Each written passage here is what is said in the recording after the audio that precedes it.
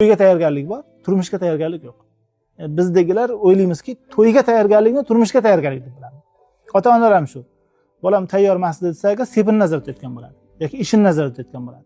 Lekin uni shu mas'uliyati yoki uni ruhiy holatlarini hisobga ola bilishi, bular haqida umuman o'ylayotgan bo'lmaydi. Ya'ni umuman sal mubolag'a bo'ladi, endi aksar holatda o'ylamaydi. Shuning uchun haligi qiz bolani ham e'tibor bergan bo'lsangiz, qachon tayyor deb hisoblaydi. Yoshiga yetdi, pazandaligi qo'ldan keladi, ovqat qilishni biladi, sepi tayyor, bo'ldi, tayyor deb biladi. O'g'il bolachi, o'qishni bitirdi, bir ishni ushladi, bir ishni tutdi-da, oylik olib kelyapti, tayyor deb biladi. Yo'q, bu turmushdagi zaruriy bo'lgan, demak, masalalarni bir jihatiga tayyor ekansiz. Ha, kerak bo'lar, lekin u bir jihati. Ya'ni o'sha moddiy imkoniyati bo'lishi, ayol kishining ham uydagi ishlarga yoki ergan muomala munosabatlariga layoqatli bo'lishi. Ammo lekin bu hammasi emas.